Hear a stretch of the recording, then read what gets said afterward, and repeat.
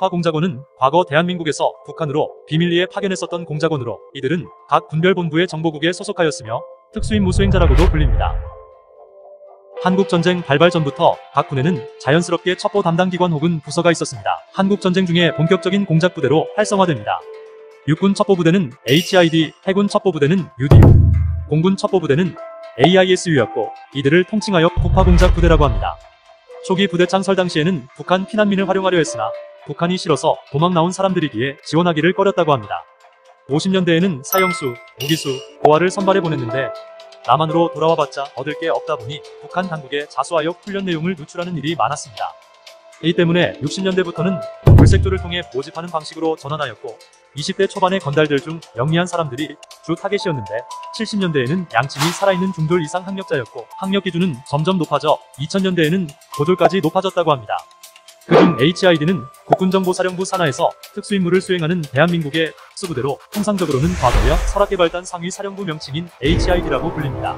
과거에는 대한민국 육군 소속으로 명령, 인사, 예산 등 모든 부분에서 대한민국 육군본부의 통제를 받았으나 현재는 대한민국 국군의 3군 첩보부대가 모두 국방정보본부 산하 국군정보사령부로 통합되어 국방정보본부로부터 명령, 인사, 예산 등 거의 모든 부분을 통제받는 군정만 육군인 부대입니다.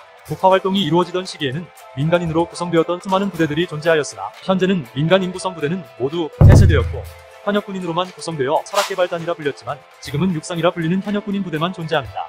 지금은 모두 HID라 지칭되지만 사실은 민간인 구성 부대들과 설악개발단이라는 현역군인 부대는 별도의 부대였음을 알 수 있고 현재는 육상특수요원으로 비공개 모병을 하고 있습니다. 북파공작원이란 한국전쟁 중인 1952년부터 휴전 이후 1972년 7점 사남북 공동성명 발표 때까지 북한 지역에 파견되어 활동한 무장첩보원입니다. 정보사에 의하면 7점 사남북 공동성명 발표 뒤 남북이 공동으로 공작원 파견을 하지 않기로 함으로써 북파는 거의 하지 않는다고 합니다. 북파공작원들은 한국전쟁 당시 남한에 있는 지리산 빨치산처럼 북한의 후방을 교란시킬 목적으로 양성됐습니다. 적 생포 및 사살, 적군진지, 주요 시설물 폭파, 적지에서 각종 테러를 통한 사회혼란 야기, 첩보 수집, 첩보망 구축 등이 주 임무였고 이들은 인민군 복장으로 위장하고 육해공군의 보급 지원이 불가능한 상태에서 모든 것을 자급자족으로 해결했습니다. 미숫가루, 생식, 칡뿌리, 소나무 껍질을 주식으로 했으며 임무 수행 중 부상을 당했을 때는 자결이나 자폭하는 경우가 대부분이었고 작전에 투입된 요원이 살아 돌아온 경우는 극히 드물었다고 합니다. 무장공작원을 훈련시키고 파를 담당하였던 부대가 바로 육군첩보부대 이른바 HID라 불리는 제일교육대입니다.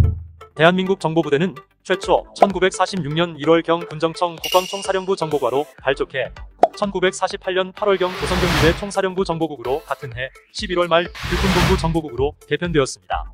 1950년 7월 육군본부 정보국 내에 공작과가 생겼고 주로 첩보 수집 임무를 담당하게 되는데 한국전쟁에서 첩보 업무의 활성화 필요함에 있어 육군본부 정보국 공작과를 1951년 3월에 별도 조직으로 독립시켜 확대 개편시킨 육군첩보부대를 만들게 되었습니다.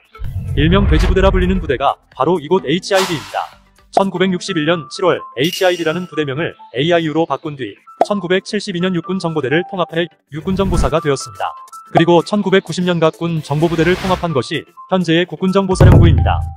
HID가 세상에 알려지게 된 계기는 2002년 9월 13일 서울 프레스센터에서 정부의 명예회복과 보상을 요구하며 목숨 걸고 무력 시위를 하겠다고 선언한 북파공작원 설악동지회가 29일 오전 서울 영등포역 앞에서 시위를 벌이다 경찰과 충돌, 양측 모두 다수의 부상자가 발생한 사건입니다. 이들이 이렇게 무력 시위를 벌인 이유는 국가에 의해 만들어지고 국가에 의해 벌여졌다는 이유인데 1968년 1월 21일 북한 민족보위성 정찰국 소속의 특수부대원 31명이 청와대를 습격하기 위하여 서울 새검정고개인 청와대 바로 코앞까지 침투한 사건입니다. 30명은 현장에서 사살하였고 그중 김신조가 생포되었는데 기자회견장에서 박정희 모가지 따라왔다고 말을 했고 이에 빡친 박정희가 응징보복을 위해 늘 첩보부대 산하에 각각 임시 보복부대들을 만들게 됩니다. 그중 육군 첩보부대가 설악개발단과 같은 산하상설부대 이외에 임시로 만들었던 응징보복부대가 바로 이 섬격도부대이며 공군의 응징보복부대인 684부대는 영화 실미도를 통해 알려진 바와 달리 그저 돈 벌러 온 평범한 농촌 출신들인데 반해 선각도부대는 정말로 사형수나 무기수 같은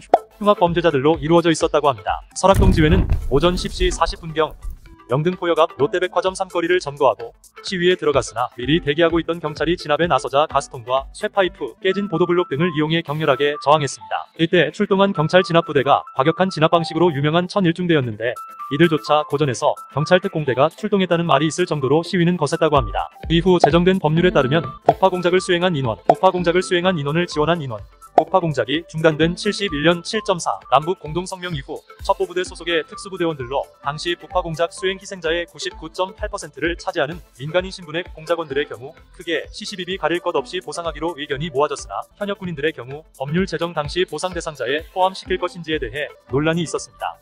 이유인즉 그들은 민간인들과 다르게 현역 군인 신분으로 복무했기 때문인데 현역 신분이라 함은 군번이 있는 신분이 보장된 군인이었고 복무에 대한 대가로 급여도 받았다는 것입니다. 그러나 결국 현역들도 공작을 수행하였으니 보상해주자는 의견이 모여 보상받게 되었고 7.4 남북 공동성명 이후에 북파 공작을 수행하지 않은 첩보부대 현역 군인들 또한 모병 당시 기망과 복무 당시 인권 침해가 있었다는 이유로 추후 법률 개정으로 보상받게 되었습니다.